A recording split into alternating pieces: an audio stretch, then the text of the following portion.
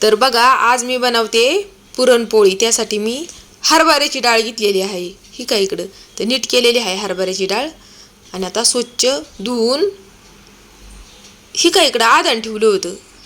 आधान ठेवून म्हणजे पाण्याचं आधान ठेवलं होतं डाळीसाठी. तर ही काय डाळ चांगली उकळती. या उकळताना बघा असा डाळीला फेस येतो. तर तो फेस आहे ना सगळं काढून घ्यायचा.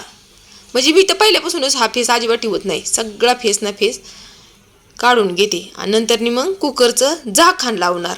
हे काय इकडं 2-3 शिट्ट्या होसपर्यंत.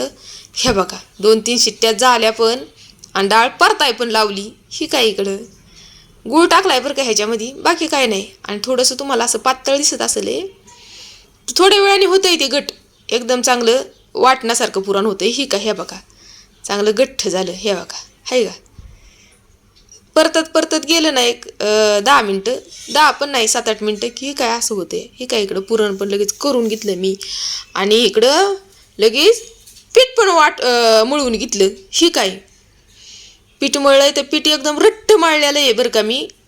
आणि आपलं आबडधोबडच मळलं, एवढं काय बारकाव्याने मळलं नाही. आता ह्यात बघा मी 2 तांबे पाण्याचं ओतते. गच पीठ आहे ना पूर्णपणे पीठ ह्या पाण्यामध्ये भिजलं पाहिजे एवढं पाणी मी त्याच्यामध्ये बगुल्यामध्ये ओतून ठेवते. आता हे 1 ते 1.5 तास असंच झाकून ठेवायचं. पोळ्या बघा एकदम मऊ सुद्ध नुसत्या होटाने खाव्यात अशा कापसासारख्या खुसखुशीत पोळ्या होत्यात. हे काय इकडे 1-1.5 तास झालेला आहे.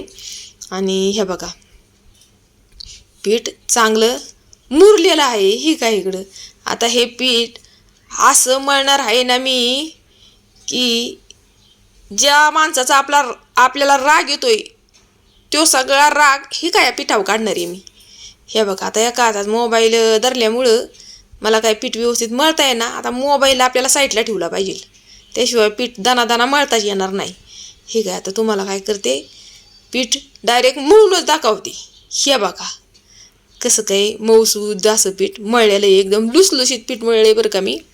तर पोळ्यांसाठी एकदम लुसलुशीतच पीठ चांगलं असतंय मळलेलं. रट नाही अजिबात, पोळ्या चांगल्या होत नाहीत त्यांनी. हे बघा इकडं विलायची पावडर माझ्याकडं थोडीच होती तर तेवढीच टाकलेली आहे. आणि सुंठ टाकलेली आहे पुरणामध्ये. तर विलायची पावडर सुंठ हे टाकल्यावर चवदार होत्या तर पोळ्या. हे काय टाकलेली सुंठ. आता हे मिक्स करून घेणार आहे एकत्र.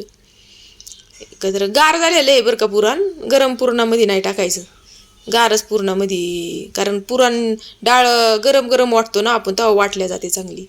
हे काय इकडं आपल्या पोळ्या पण झालेल्या आहेत.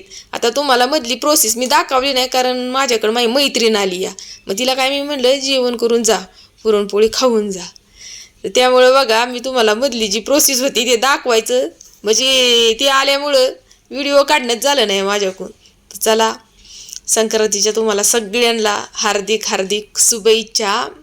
आणि हा व्हिडिओ संक्रांतीच्या दिवशी काढलेला आहे बरं का. तुम्ही मला म्हणताल की आता शिकवई शुभेच्छा, संक्रांत झाल्यावर दुसऱ्या दिवशी शुभेच्छा देत्या. तर मी हा व्हिडिओ दुसऱ्या दिवशी टाकते म्हणजे आज टाकते या.